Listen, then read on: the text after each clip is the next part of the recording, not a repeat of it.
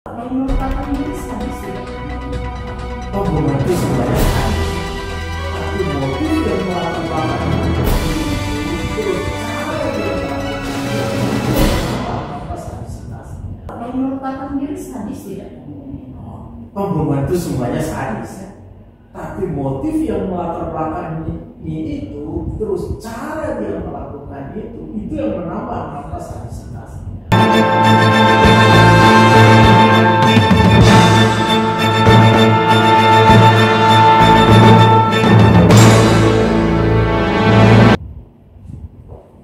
Selamat siang Tribuners. Tribuners, kebenaran lebih penting daripada kenyataan. Kebenaran tidak butuh pembenaran dari manusia manapun.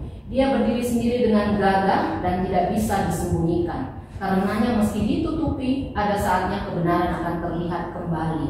Keadilan dan kebenaran dalam kasus kematian Astrid dan Lyle akan terwujud jika ada bukti, yaitu alat bukti dan barang bukti yang akurat, sehingga motif, modus, dan tersangka pelaku kasus ini bisa benar-benar terungkap. Bukti apa saja yang harus ada dalam sebuah kasus pembunuhan sehingga kasus itu bisa diproses hukum? Hari ini 13 Desember 2021, ngobrol asik Pos Kupang Tribun Network bersama saya November Novel.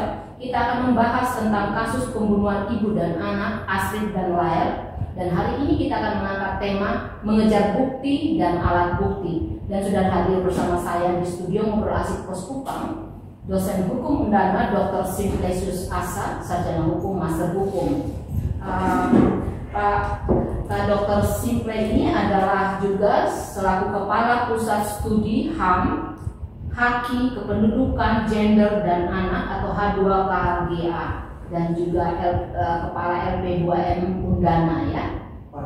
Pada LP2M Undana, dan beliau sudah berada di dunia lawyer selama 35 tahun dan sebagai dosen sudah 25 tahun. Selamat sore, Pak Simple. Selamat sore Novel, selamat sore Tribuners. Ya, mungkin mau mengatakan permulaan apa nih pada Tribuners? Ya, pertama-tama sekali atas nama pribadi dan atas nama keluarga, saya menyampaikan duka cita yang mendalam atas meninggalnya Astrid dan Lyle. Semua kita akan mati, tetapi kematian Astrid dan Lyle meninggalkan duka yang mendalam karena mereka adalah ibu dan anak yang sedang berjuang menjalani hidup untuk meraih masa depan. Rasa-rasanya kematian mereka dipaksakan oleh kekuatan manusia. Itulah mengapa kita perlu bersimpati dan menyampaikan duka yang dalam kepada Astrid dan Lyle. Tapi lebih daripada itu, kita menyesalkan hal seperti ini bisa terjadi. Itu yang penting. Terima kasih kehadirannya di studio ngobrol asik Pak Simple, dan kami juga atas nama manajemen Pos Kupang juga kembali menyampaikan duka mendalam kepada keluarga Astrid dan Lyle. Kak Simple, kita melihat kasus ini menarik ya, berdasarkan keterangan bahwa kematian Astrid itu terjadi sekitar akhir Agustus, kemudian jenazahnya itu ditemukan sekitar bulan November, dan yang menarik bahwa Desember awal kemudian ada seorang pria yang mengaku sebagai tersangka yang bertanggung jawab atas kematian itu, yaitu RB. Kasih melihat pengakuan dari tersangka ini, sebenarnya kalau menurut hukum acara pidana itu bagaimana sih dalam penentuan tersangka itu? Apakah dengan serta-merta ketika dia mengaku sebagai tersangka kemudian langsung bisa dijadikan tersangka? Oke, baik. KUHP kita sebenarnya sudah meninggalkan istilah pengakuan dan hanya menyebut sebagai keterangan. Mengapa KUHP hanya mengkualifikasi itu sebagai keterangan? Itu adanya di ketentuan KUHP itu sendiri, pasal 189 ayat 2, bahwa keterangan tersangka itu hanya berlaku bagi dirinya sendiri. Nah, tetapi hal-hal seperti itu atau kenyataan bahwa keterangan tersangka itu hanya berlaku bagi dirinya sendiri itu didukung oleh 3 asas penting di dalam hukum acara pidana. 3 asas penting ya, apa saja? Pertama, yang disebut sebagai non-self-incrimination. Artinya seorang tersangka itu diberi hak untuk tidak menerangkan sesuatu yang merugikan dirinya sendiri. Ya, asas non-self-incrimination ini sebenarnya termuat juga di dalam ICCPR atau Konvensi tentang Hak Sipil dan Politik yang menyatakan bahwa not to be compelled to testify against himself and to confess guilty. Ya, seseorang yang mengaku bersalah itu tidak boleh dipercayai begitu saja, karena di dalam pengakuan itu melekat juga hak untuk tidak menerangkan sesuatu yang merugikan dirinya sendiri. Asas pertama, non-self-incrimination. Asas kedua, seorang tersangka itu mempunyai hak untuk diam dan tidak menerangkan suatu apapun. Disebut right to remain silent. Dan yang ketiga, bahkan bukan hanya untuk diam, bukan hanya untuk menerangkan sesuatu yang tidak merugikan dirinya sendiri, even dia itu secara hukum internasional dilindungi haknya untuk berbohong. Itulah sebabnya KUHP mengatakan bahwa hanya untuk dirinya sendiri. Artinya untuk menghukum dia tidak cukup hanya dengan berdasarkan pengakuan dari si terdakwa atau si tersangka tadi. Itu asasnya. Berarti ada 3 jaminan ya untuk tersangka atau pelaku itu ya. Dia berhak memberikan keterangan yang tidak merugikan diri sendiri, kemudian dia berhak untuk diam, bahkan dia berhak untuk berbohong ya. Atau menyangkal. Tapi ketika dia sudah menyerahkan diri, menyatakan bahwa saya yang pelaku pembunuhan, kemudian dengan serta-merta sepertinya terkesan bahwa polisi langsung mengaminkan ini tersangka. Apakah ada dampak sebenarnya jika penyidik terlalu cepat dalam menentukan tersangka, atau kalau terlalu lama juga apakah ada dampak? Mengapa KUHP atau hukum acara pidana itu meminta agar tidak boleh hanya mempercayai pengakuan? Mengapa? Itu pertanyaan pentingnya. Pertama, karena pengakuan itu bisa didasari pada motif tertentu. Ya, misalnya dengan pengakuan itu orang terbuai pada the true story tidak terungkap. Yang kedua, apa susahnya mengaku kalau dia diberi uang atau diberi jaminan atau diberi apa? Tapi itu yang lebih penting daripada itu ya, KUHP sendiri untuk menjamin bahwa kebenaran material atau kebenaran sejati itu sungguh-sungguh diperoleh, menyatakan bahwa kalau ingin memidana seseorang, jangan hanya menggantungkan kebenaran itu dan jangan hanya menyandarkan kebenaran itu pada pengakuan tersangka. Itu Artinya berarti tidak berdasarkan pada pengakuan tersangka. Berarti kan di sini perlu kehadiran alat bukti ya, bukan barang bukti. Ya. Apa fungsinya sebenarnya? Oke, kita bicara 2 hal ya, barang bukti dan alat bukti. Apa itu barang bukti? KUHP tidak mendefinisikan, tetapi hanya membuat kriteria di dalam pasal 39 KUHP yang kebetulan sekali itu hampir sejajar dengan 39 KUHP. Ya. Barang bukti itu barang yang ada relevansinya dengan tindak pidana, baik sebagai alat untuk melakukan tindak pidana, baik sebagai objek tindak pidana, baik sebagai barang hasil dari tindak pidana atau kejahatan. Itu beberapa kriteria. Itu pengertian barang. Nah, tetapi barang-barang itu sendiri adalah benda-benda yang tidak bisa berbicara dan mengatakan sesuatu. Maka justifikasi terhadap barang bukti itu harus didapat melalui alat bukti. Nah, kalau kita berbicara tentang alat bukti itu ada 5 berdasarkan 184 KUHP ya. Keterangan ahli, keterangan saksi, keterangan ahli, surat, petunjuk, dan keterangan terdakwa. Apakah semua 5 ini harus dipenuhi ketika dalam proses suatu kasus? Begini, tidak harus, tetapi kita melihat pada kualitas dan relevansinya terhadap tindak pidana. kebetulan KUHP itu sendiri mensyaratkan bahwa sistem pembuktian yang dianut dalam perkara pidana itu adalah negatif berdasarkan undang-undang. Jadi undang-undang mensyaratkan untuk menjatuhkan putusan minimal 2 alat bukti dan hakim memperoleh keyakinan. Jadi ada 2 hal di sana, syarat minimal alat bukti dan ada syarat keyakinan. Ya. Minimal 2 alat bukti dan syarat keyakinan hakim. Kalau alat bukti 2 minimal itu seperti apa? Oke, jadi kan begini, alat bukti yang sah itu ada 5. Ya. Supaya hakim menjatuhkan putusannya harus ada minimal 2. Artinya bisa saja saksi dengan surat, bisa saja saksi dengan tersangka, dan seterusnya. Minimal 2. Minimal 2. Itu yang pertama. Tapi yang kedua adalah syarat keyakinan. Nah, disebutkan di sana minimal 2 alat bukti, hakim memperoleh keyakinan. Jadi keyakinan hakim itu dibentuk berdasarkan alat bukti, bukan di luar alat bukti. Itu soal penting karena sulit sekali mengukur keyakinan.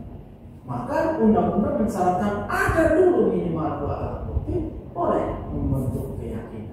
Kita kan belum sampai ke pengadilan nih, kita baru bermain di penyidikan polisi ya, penyidikan polisi. Saya terkait 2 alat bukti tadi, minimal saksi dan keterangan surat. Itu ya, pokoknya ada 2 di antara 5 ini. Paling tidak keterangan saksi atau korban, kalau misalnya dia masih hidup atau keterangan terdakwa atau tersangka sendiri bisa. Itu dia. Kalau KUHP kan memberi syarat bahwa keterangan tersangka atau terdakwa itu hanya berlaku untuk dirinya sendiri. Begitu. Dan kalau 2 alat bukti kan salah satunya surat. Ketika surat itu apakah kita lihat nih untuk kasus yang asli dengan rakyat di beberapa medsos kan kita memunculkan screenshot, apakah itu bisa dijadikan juga sebagai alat bukti? Begini, sekarang ini kan sudah ada perkembangan baru dalam sistem pembuktian yang disebut electronic evidence. Jadi hasil rekaman, percakapan, email, WhatsApp, teks, tapi itu semua harus ditarik relevansinya dengan tindak pidana yang sedang disangkakan. Bahwa itu bisa dipakai untuk membuktikan bisa sejauh ada relevansi. Dan kalau screenshot itu menyatakan sesuatu, artinya ada teks dan konteks, disitulah dia dikualifikasi sebagai alat bukti surat. Bisa ya? Bisa. Jadi gini, alat bukti surat itu sesungguhnya adalah berasal dari alat bukti dengan tulisan. Artinya yang mau dimaknai di sana itu bukan kertasnya, tapi teks dan konteksnya. Itu maksudnya. Isi dan konteks masih belum kan terkait dengan kasus ini juga ada di perdebatan nih tentang pasal-pasal yang dikenakan kepada tersangka ini. Ada 338 untuk saat ini. Kan banyak dari tribuners di rumah juga kita ngobrol sedikit ya tentang pasal 338, kan ada pasal pembunuhan biasa, ada yang bilang artinya kenapa tidak 340 yang berencana. Bisa mungkin dijelaskan kepada tribuners. Tapi sebelum itu Mas Indra, mungkin tribuners kita di rumah bisa terlibat dalam acara ini, bisa mengajukan pertanyaan atau mengomentari ngobrol asik ini. Silakan Mas Indra. Oke, ini kita bicara tentang pembunuhan, ya. Pembunuhan menurut KUHP kita itu ada 2, pembunuhan biasa dan pembunuhan berencana. Ya, ada doodslag, ada moord. Ya, itu menurut KUHP kita yang basicnya Belanda. Kalau di literatur Inggris, berbahasa Inggris dalam sistem Anglo-Saxon, pembunuhan itu disebut homicide. Dan di dalam homicide itu ada 2 klasifikasi, ada yang disebut murder, ya, itu pembunuhan berencana, bahasa Belandanya moord. Dan yang satu lagi manslaughter, ya, pembunuhan. Nah, disebut sebagai pembunuhan biasa itu untuk menggambarkan perbuatan yang spontan, yang tidak direncanakan terlebih dahulu, untuk mana perlu dibedakan dengan pembunuhan berencana. yaitu satu pembunuhan yang direncanakan terlebih dahulu. Nah, apa itu perencanaan? Itulah diskusinya. Itulah diskusi penting. Tapi apakah sekarang polisi masih tengah menyidik nih? Ya. Kalau kita melihat sendiri, kita tidak masuk kasusnya ya. Ya. Tapi mungkin bisa dijelaskan yang dimaksud dengan pembunuhan berencana itu seperti apa? Oke, jadi begini. Kalau per KUHP kita yang dimaksudkan dengan berencana itu sebenarnya adalah waktu yang cukup bagi terdakwa atau tersangka untuk memikirkan apakah membatalkan niat jahatnya atau meneruskan niat jahatnya. Karena pembunuhan mau biasa mau berencana itu masuk pada delik kesengajaan, entah sengaja sebagai maksud, entah sengaja sebagai kepastian, atau sengaja sebagai kemungkinan. Tapi bahwa ia sengaja menginginkan nyawa korban, itu pembunuhan. Nah, kalau berencana, seorang pembunuh yang merencanakan perbuatannya itu akan berhitung secara baik agar perbuatannya itu tidak terhalang. Menghitung secara baik, dan tadi Kak Sinta juga bilang waktu yang cukup bagi tersangka untuk memutuskan. Ini maksudnya bagaimana? Begini, sebentar dulu kita bicara sekarang aspek kesengajaannya dulu, bahwa dia memang sungguh-sungguh menginginkan nyawa korban. Orang yang membunuh dengan sengaja, artinya sungguh-sungguh menginginkan nyawa korban, itu akan mengerahkan sumber daya untuk mewujudkan niat-niatnya itu. Mengerahkan sumber daya artinya dia harus menghitung baik-baik agar tidak gagal. Agar tidak gagal. Nah, itu masuk dalam pengertian. Nah, undang-undang mensyaratkan bahwa selama cukup waktu untuk ia tetap pada pendiriannya, itu sudah sengaja. Itu sudah sengaja dan itu sudah berencana. Dan dalam waktu itu sebenarnya dia bisa berpikir, saya mau membunuh. Jadi bunuh atau tidak? Jadi ambil nyawa orang ini atau tidak? Mengerahkan sumber daya. Tadi itu menarik. Mengerahkan sumber daya berarti apa itu? Ya, dia mempersiapkan alatnya, melihat timing yang tepat, melihat kelengahan korban, melihat agar perbuatannya itu lepas dari penglihatan orang lain. Itu semua pengerahan sumber daya. Tentu case per case itu berbeda. Tetapi bahwa kalau orang itu sengaja harus ada pengerahan sumber daya itu sekecil apapun. Pengerahan sumber daya ini sebelum dia membunuh atau setelah dia membunuh bisa dijelaskan? Harusnya sebelum. Karena kan dia sejak awal mempunyai niat untuk mengambil nyawa korban. Itulah bedanya kalau menganiaya dan membunuh.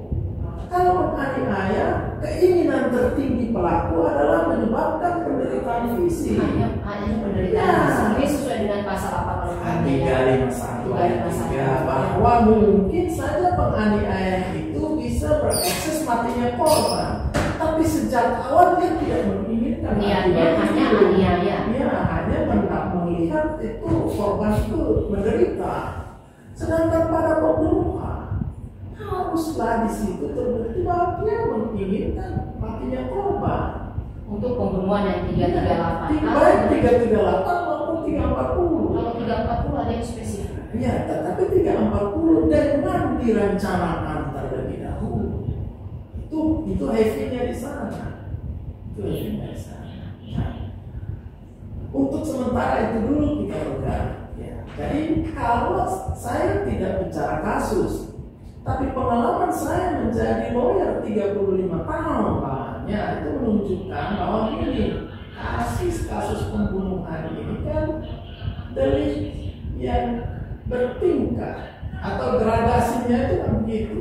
Maka ekspektasi orang atau ekspektasi penyidik itu sebenarnya pertama dia kasih yang paling tinggi, haruslah 340. Tapi mungkin sampai sejauh ini penyidik belum menemukan unsur 340 itu sehingga mereka bertahan bahwa kita 338 dulu. Ini kita bicara teknis penyidikan dan teknis penuntutan. apapun itu, ekspektasi tertinggi kita harus 340. Kan dia berpikir di sana. Nanti kalau tidak bisa terbukti subsidinya 338, menghilangkan begitu saja kemungkinan bahwa ini 340 itu berada di luar nalar pengungkapan kasus. Itu maksudnya. Karena tadi ini deliknya bertingkat, dia tingkat tertingginya itu ada anak juga di situ. Jadi kita bicara soal dua orang korban antara melakukan yang satu pada korban yang pertama dan pada korban yang kedua itu ada juga jeda waktu di sana. Tapi sudahlah, kita jangan sampai itu yang kita persoalkan karena di situ jeda waktu itu ada. Jeda waktu untuk dia memutuskan. Apakah harus dua-duanya atau salah satu?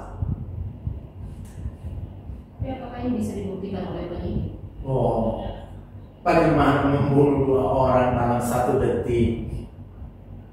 Ya kan, logika orang berpikir saja itu ada jeda waktu di sana.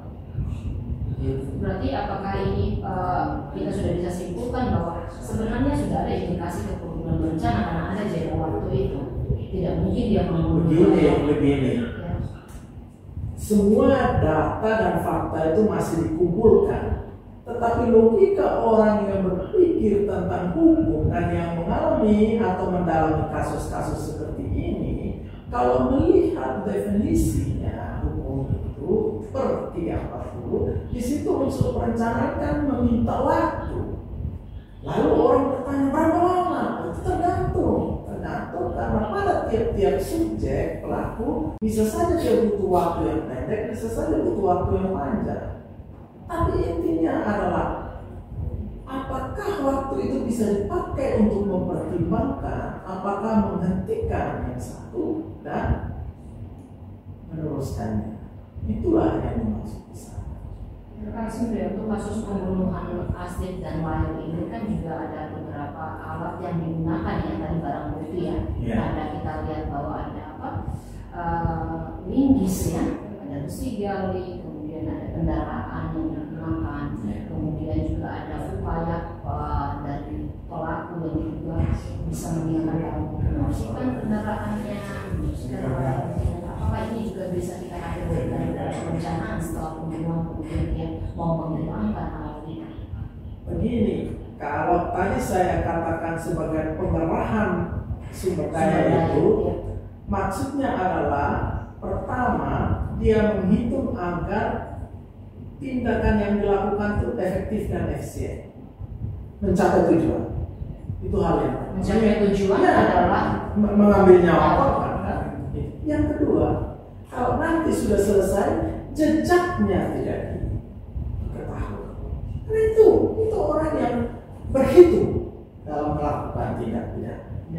Dan itu perencanaan itu. Ya.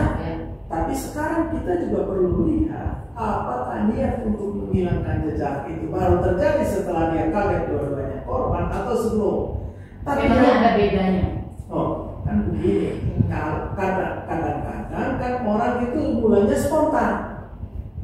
Tetapi setelah dia lihat ada korban, bingung dia. Lalu dia berpikir tentang bagaimana menghilangkan identitas supaya tidak terlacak. Bisa saja. Tetapi untuk saya apapun itu, pengerahan sumber daya yang baik adalah dengan cara menghitung agar tindakan yang diambil itu efektif, efisien, mencapai tujuan, dan setelah itu jejaknya tidak diketahui. Dan untuk saya, dari Agustus sampai dengan ditemukannya mayat di November, itu waktu yang sebenarnya membuat dia bisa bilang berhasil. Ya, oke. Kalau soal penyerahan diri itu soal lain. Ya, tetapi yang mau kita lihat di sini antara waktu pelaksanaan sampai dengan ditemukannya itu panjang sekali. Mungkin ada kesadaran dari dia. Tidak apa-apa. Saya tidak menafikan itikat baik dari dia. Tetapi sebagai yuris, saya harus katakan bahwa itu tidak cukup untuk memproses kasus ini. Dan itu bukan hanya sikap saya, tapi itu statement dari undang-undang kita bahwa untuk memidana seseorang tidak boleh hanya tergantung pada pengakuan dia atau keterangan dia saja. Itu loh. Artinya harus dicari bukti lain di luar dirinya. Kalau untuk menjamin objektivitas. Kalau Pak Sumber lihat kasusnya ada istimewa. Begini, saya mau katakan bahwa sejak dari tindak pidana yang dilakukan, katakanlah hilangnya Astrid dan lain dalam tengah waktu seperti itu sampai dengan akhirnya ditemukan, itu waktunya cukup panjang, ya. Dan pada waktu itu kita tidak tahu apa yang sudah diselidiki. Pada orang tiba-tiba hilang itu 3 bulan tanpa penjelasan, kan begitu. Tapi kita mau lihat di sini ialah motif dari pelaku ini yang kemudian menyerahkan diri, diantar oleh keluarganya dan seterusnya dan seterusnya. Nah, jadi di situ ada semacam kecurigaan orang bahwa penyerahan diri kemudian pengakuan bersalah ini tidak murni, tetapi sengaja dilakukan untuk menyembunyikan sebagian cerita yang benar. Itu. Nah, kan begini, kecurigaan seperti ini wajar. Masyarakat berhak untuk itu supaya proses hukumnya itu dilakukan dengan sungguh-sungguh dan dengan sangat profesional dan baik sesuai peraturan perundang-undangan.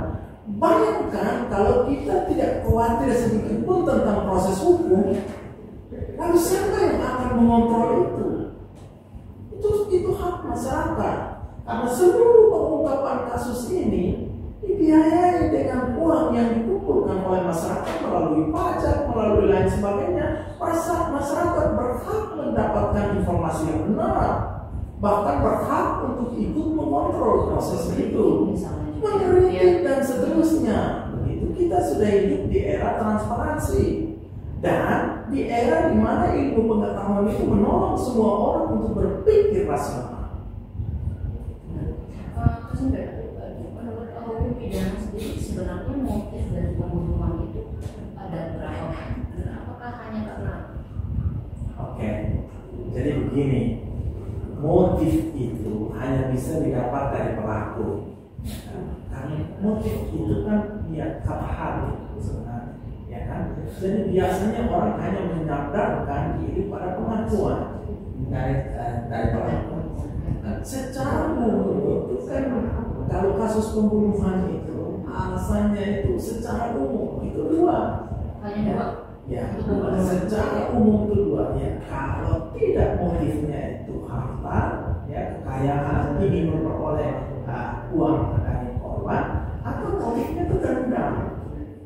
Ya, dendam. Biasanya bagi usulannya mudah.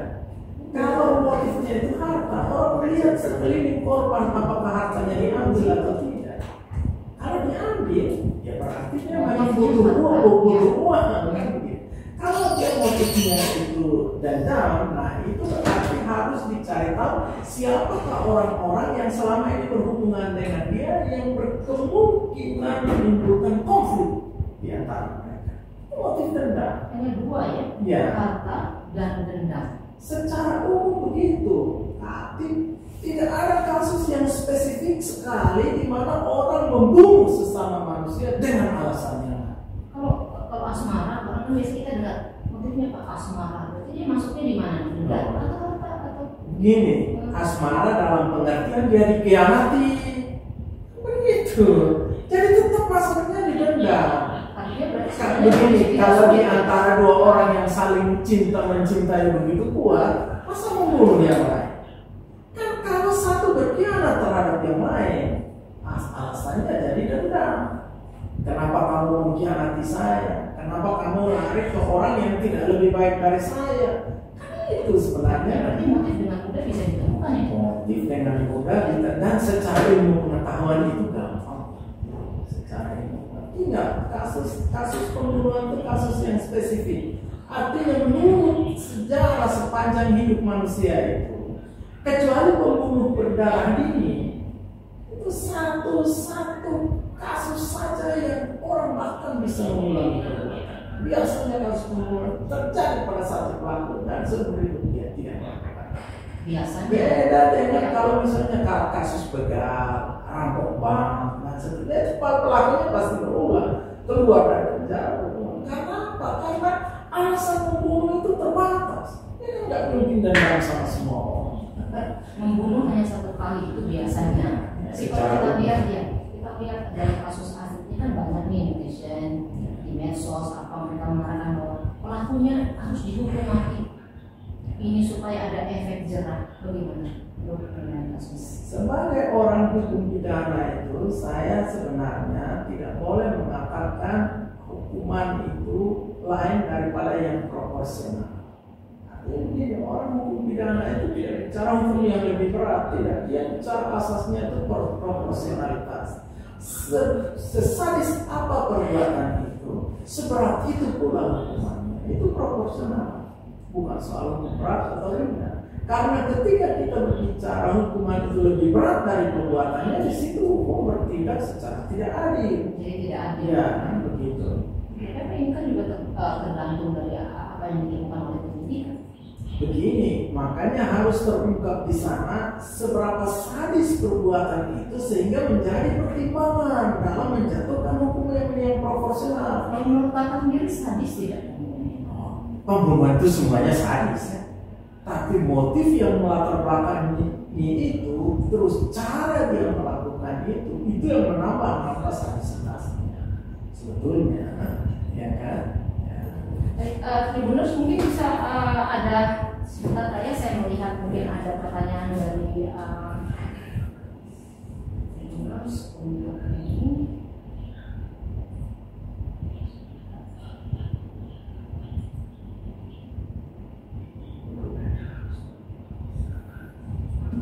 Nah, bicara soal kembali kepada alat-alat yang tadi Bapak bilang untuk meningkatkan sumber daya ya, menggerakkan sumber daya. Apakah berarti itu orang-orang itu juga bisa terlibat dalam kasus ini, dilibatkan atau menjadi tersangka juga? Begini, kalau itu kita bicara tentang apakah ini pelaku tunggal atau bersama-sama. Kalau unsur dari bersama-sama itu kan bahwa mereka mempunyai niat yang sama, kesamaan kehendak, walaupun peranannya bukan sebagai eksekutor.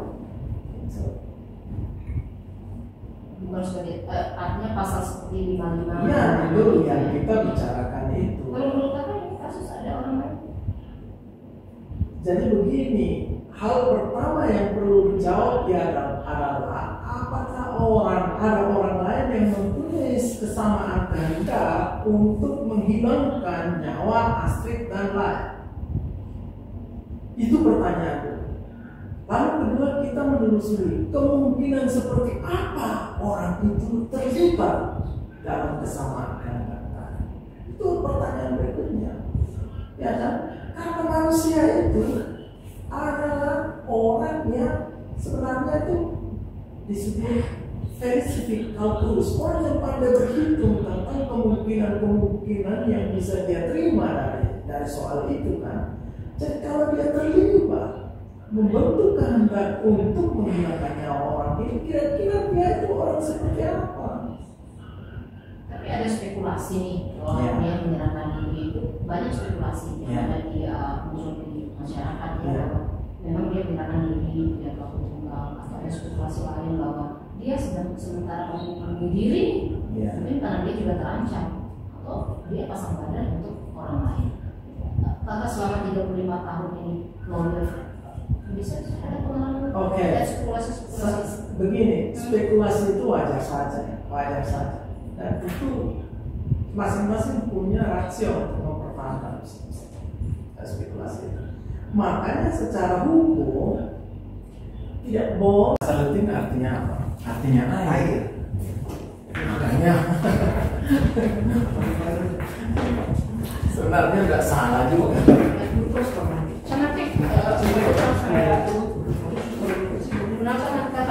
Ucapan bela sungkawa.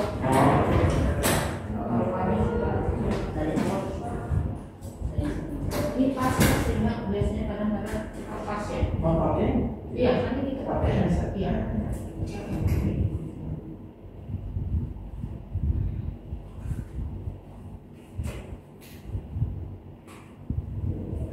Namanya Astrid. Anaknya Lair. Iya, anaknya Lair. Itu Lair kan? Lair.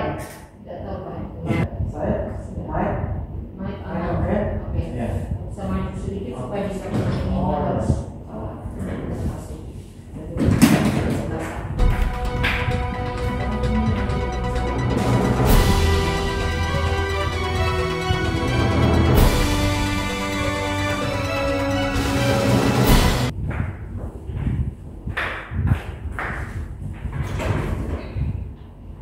Sudah jauh?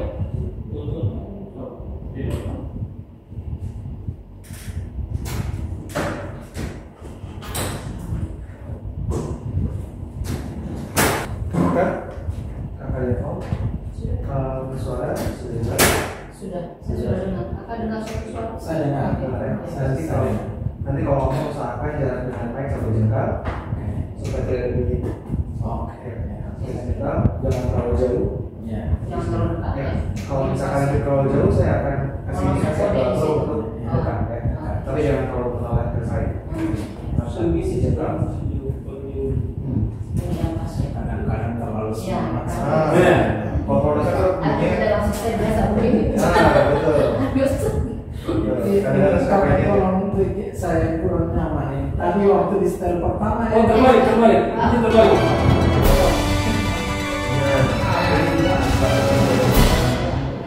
atau mau topinya saya pasang. Biar